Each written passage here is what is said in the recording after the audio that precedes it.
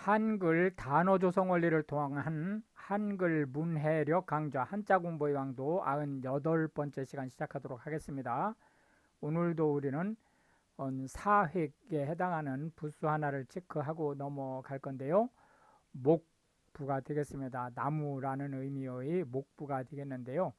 목부에 해당하는 대표적인 한자는 자기 자신인 목, 나무란 뜻이고, 동쪽이라는 의미의 동, 나무라는 의미의 수, 과일이라는 의미의 과, 권리라는 의미의 권자 등이 있겠습니다. 그리고 참고로 월부가 있는데요. 달을 뜻하는 월이죠. 대표적인 한자로 달을 나타내는 월, 있다라는 의미의 유자가 있는데 이 한자들은 모두 이미 한 번씩 살펴본 것이기 때문에 월부는 오늘 곁다리로 추가해서 얘기하는 거로 하겠습니다. 나무 목자는 우리가 얘기하는 나무 그 자체를 얘기하는 거죠. 해서 목자가 되겠습니다. 하나, 둘, 셋, 넷해서 총 4획에 해당하는 글자가 되겠고요. 나무라는 의미의 목자가 되겠습니다. 이 목자는 이제 동양 철학에서 얘기하는 오행 중에 하나, 수, 목, 금, 토, 화 해서 오행 중에 하나가 되겠고요. 그런 측면에서 이제 요일이 해, 달하고 오행이 들어가죠. 그래서 요일 중에 5번째 되는 날을 우리가 목요일이라고 얘기를 한다. 또 태양을 도는 행성의 이름도 오행에서 따왔죠. 그래서 해와 달을 제외하고 화성, 수성, 지구, 목성 이런 식으로 이제 그 행성들의 이름이 붙여지는데 그 중에 이제 목성이 되겠습니다. 수목이라고 하는 것은 나무 자체를 뜻하는 거고요. 관목이라고 하는 것은 줄기와 가지가 구분되지 않는 덤불 같은 나무들을 얘기하죠. 그래서 이제 우리가 이 그 관목은 땔감으로 쓰이지 어떤 나무로서의 목재로서는 쓰기가 어렵습니다. 뭐 진달래라든지 이런 건 다 관목에 해당되는 거죠. 묘목이라고 하는 것은 이제 막 싹이 터서 이제 자리 잡아가는 어린 나무를 얘기합니다. 또 이제 그 나무 씨앗을 뿌려서 산에다가 그 키우는 게 아니고 1차적으로 온실이라든지 이런데 묘판에다가 심은 나무를 또 묘목이라고도 얘기를 합니다. 그래서 묘목은 그 두 가지 의미를, 즉 어린 나무라는 의미와 묘판에 심어진 나무라는 두 가지 의미를 가지고 있다, 이렇게 보시면 되겠고요. 접목이라고 하는 것은 과일을 열리게 하는 나무가 있을 때 그 나무의 원 기둥이 그 튼튼하지 않기 때문에 성질이 유사한 것 중에서 튼튼한 나무에 그 순을 붙여서 나무의 튼튼함은 원래 나무가 아닌 튼튼한 나무를 기반으로 하되 열매가 맺히게 하는 것은 새순에서 나온 나무로 하는 아주 대표적인 것이 고요목이라고 나무에다가 감나무의 순을 접붙이는 거죠. 이런 것을 우리가 접목이라고 얘기하는데, 그래서 이제 접목이라는 말이 확대돼서 지금 현재 이제 한국어에서는 그런 나무 순을 접붙이는 말을 원래의 말을 쓰는데 보다는 이기종 간의 기술을 합성해서 시너지 효과를 내게 하는 그러한 곳에 접목이라는 말을 많이 쓴다. 이렇게 이제 보시면 되겠습니다. 목재라고 하는 것은 나무로 무슨 다른 물건을 만들기 위한 재료로 쓸 때 목재라고 얘기를 하죠. 예를 들어서 집을 지을 때도 목재가 쓰이고 책상을 만들 때도 목재가 쓰이고 이런 식이죠.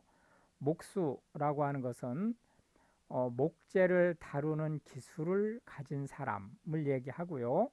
목공이라고 하는 것은 나무를 다루는 일을 얘기합니다.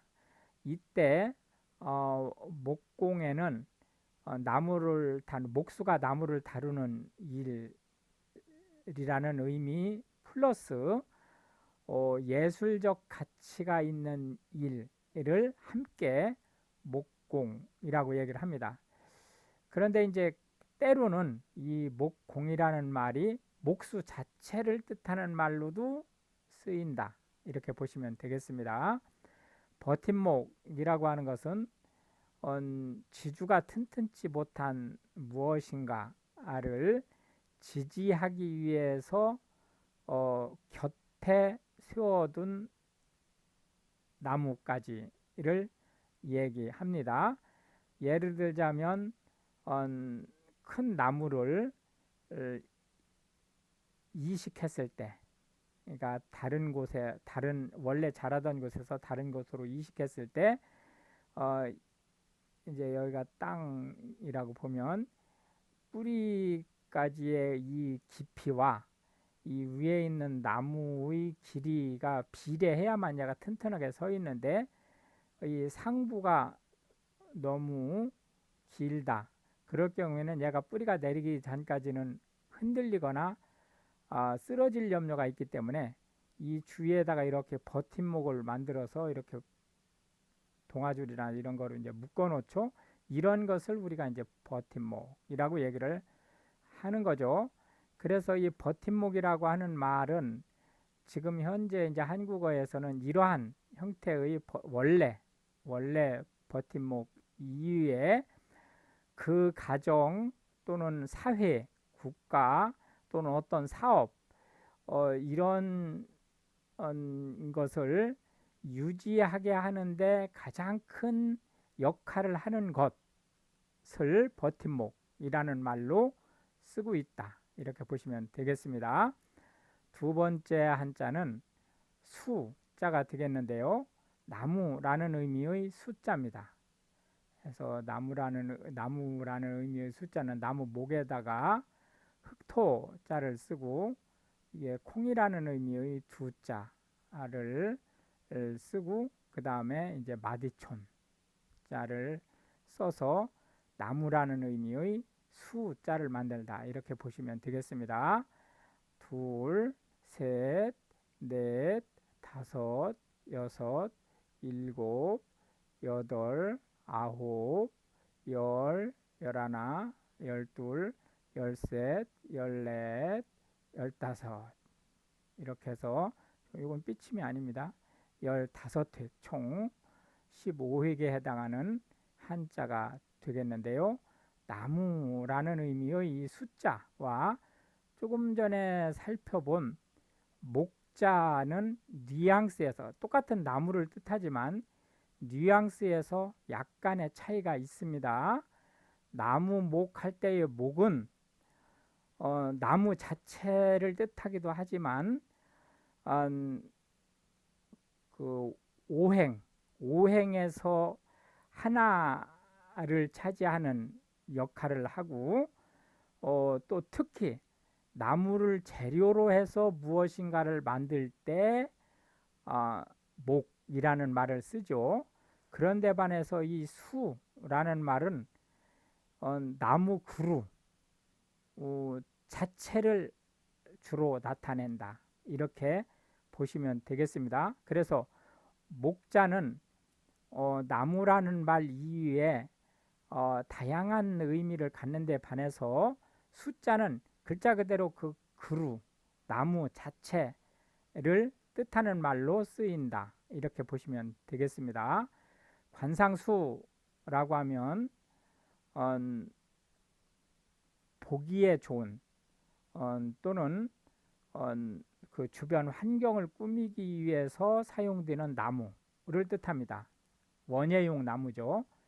침엽수라고 하는 것은 잎사귀가 바늘같이 생겼다 해서 소나무처럼, 화렵수라고 하는 것은 잎사귀가 손바닥처럼 생겼다. 가로수는 길 옆에 세워둔 이 나무들을 가로수, 길을 따라서 쭉 세워둔 나무를 가로수라고 얘기를 하고, 수립하다라고 하는 것은 원래 이 말 자체로 보면 나무를 세우다라는 뜻이죠.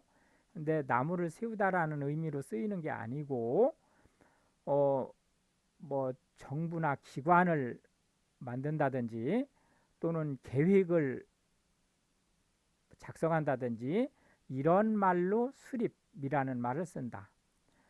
수지라고 하는 것은 소나무에서 나는 송진처럼 이제 끈적끈적한 것이 뭉쳐져 가지고 오랜 시간이 지나면서 호박이 되는 것처럼 그러한 상태, 딱딱한 상태가 되는 것을 우리가 수지라고 얘기를 하는데, 합성수지라고 하는 것은 석유화학을 통해서 인공적으로 수지를 만드는 것을 얘기합니다. 주로 나일론이 합성수지의 대표적인 제품이라고 보시면 되겠고요.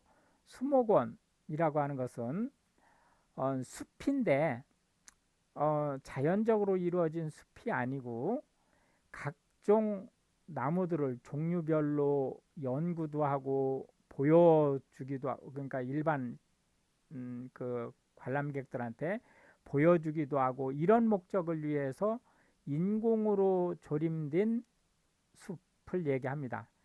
규모는 작을 수도 있고 클 수도 있죠. 유실수라고 하는 것은 나무 중에서 사람이 먹을 수 있는 열매, 사람이 먹을 수 없는 열매는 유실수에 들어가지 않아요. 사람이 먹을 수 있는 열매를 맺히는 나무를 얘기하고, 과수원이라고 하는 것은 유실수를 심어서 상업적으로 운영하는 농업, 그러니까 원예업을 얘기하죠. 수액이라고 하는 것은 나무 안에 흐르는 물을 얘기합니다. 그래서 통상 이제 수액을 우리가 이제 그 뽑아내서 하나의 그 보약 같은 의미로 먹는 수가 있죠. 뭐 고로쇠 나무 수액이라든지 또 단풍나무 수액이라든지 이런 것들이 이제 우리가 수액이라고 얘기를 한다. 나무의 액포가 이제 발달한 그러한 나무들에서 볼 수 있는 거죠. 권이라고 하는 것은 힘을 뜻합니다. 힘인데 단순히 폭력적인 힘이 아니고 법적으로 보장된 힘을 주로 권이라는 말로 쓰고 있다.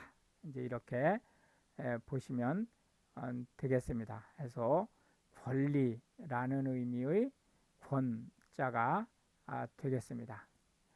하나, 둘, 셋, 넷, 다섯, 여섯, 일곱, 여덟, 아홉, 열, 열하나, 열둘, 열셋, 열넷, 열다섯, 열여섯, 열일곱, 열여덟, 열아홉, 스물, 스물하나 해서 총 22획에 해당되는 한자인데요. 얘는 초등미선 이게 4개로 쓸 수 있죠. 해서 22획으로 갈 수도 있다. 이렇게 보시면 되겠습니다.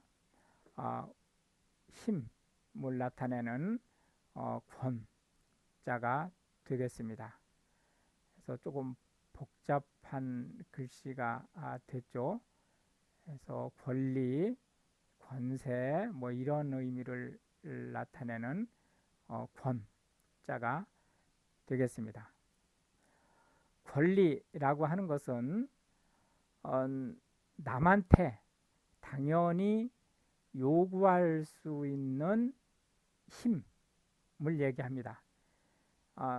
내가 이러이러한 것을 하고 싶다 라고 할 때 남한테 내가 할 수 있는 힘이 있다는 것을 보여줄 수 있는 것을 권리라고 얘기하는 거고요. 권한이라고 하는 것은 이 권리가 직위 또는 지위 또는 직책에 따라간 것을 얘기합니다. 그래서 예를 들자면 군수다. 그러면은 그 군수한테 법적으로 보장된 권리가 있죠. 군수라는 자리에. 그걸 권한이라고 한다.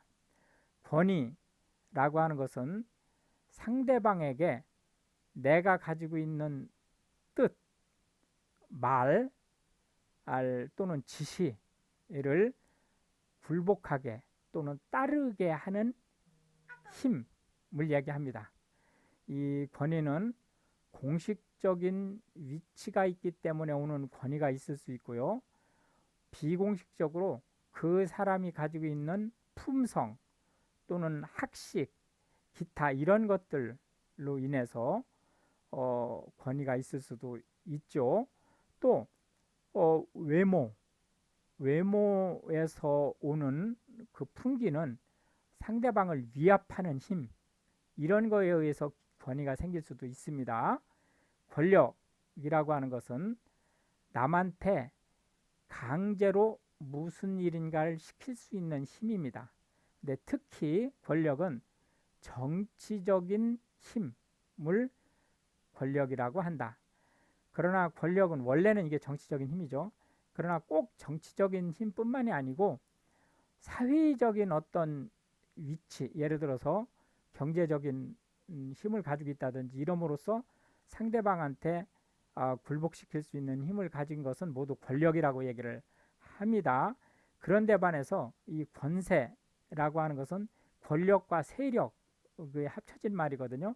권세는 압도적으로 이거는 이제 정치적인 힘을 얘기한다. 이렇게 이제 보시면 되겠습니다.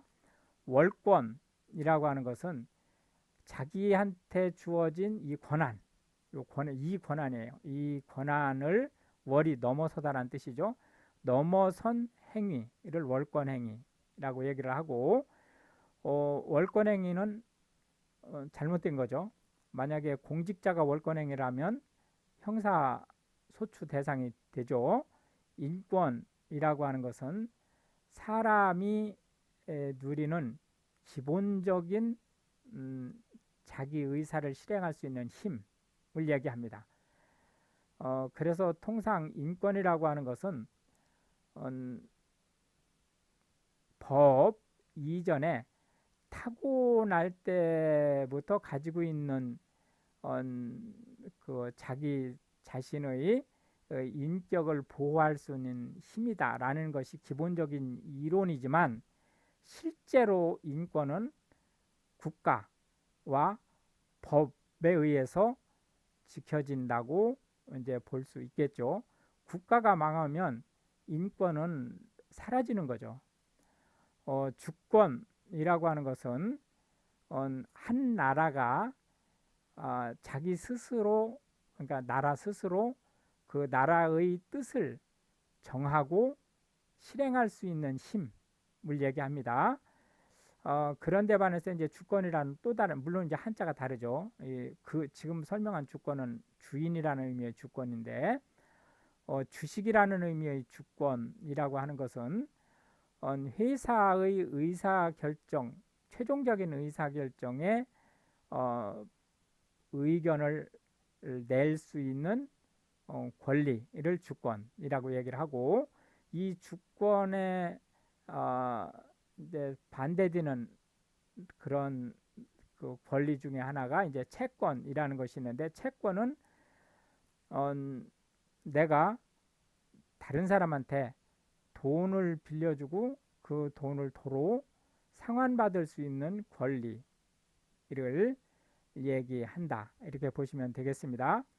근데 이제 지금 현대 한국어에서 채권은 꼭 금전적인 것뿐만이 아니고 어떤 그 관리 가능한 모든 힘들을 회수할 수 있는 권리를 모두 채권이라고 얘기를 하죠. 그 얘기는 무슨 얘기냐면, 예를 들어서 돈을 지불하고 용역을, 서비스를 받을 수 있는 것도 넓은 의미의 채권에 들어간다. 원래 채권은 금융기관이 고객한테 돈을 빌려주고 상환받을 수 있는 권리를 얘기하는 거지만, 이 말의 범위가 좀 확대되면서 꼭 금전적인 것뿐만이 아니고 이런 용역이라든지 이런 거에 대한 것을 권리를 요구할 수 있는 권리도 넓게 채권이라고 쓸 수 있다. 권리금이라고 하는 것은 특정 업소를 매각할 때 그 특정 업소를 운영하면서 기존의 그 어떤 그 얻어진 뭐 단골 고객이라든지 또는 기타 업무상 노하우라든지 또는 기존 사업을 하면서 썼던, 그러니까 중고품이 된 각종 비품 기자재라든지 이런 것들을 포괄적으로 넘겨주면서 그 대가로 받는 돈을 권리금이라고 얘기한다. 이제 이렇게 보시면 되겠습니다. 이렇게 해서 이제 오늘도 우리는 하나의 부수 플러스 이제 참고로 하는 부수 하나에다가 세 개의 한자, 그리고 각 한자에 대한 10개씩의 현대 한국어에서 자주 쓰이고 있는 단어들을 살펴보았는데요. 이것이 한글 문해력 향상에, 그리고 특히 외국인으로서 한국어를 배우시는 분들한테 한글 단어가 어떻게 조성되고 만들어졌는지, 그리고 어떻게 사용되는지에 대한 보다 폭넓은 이해를 하실 수 있는 기회가 됐기를 바라고요. 시청해 주셔서 감사하고 우크라이나를 위해서 기도해 주시면 더욱 감사하겠습니다.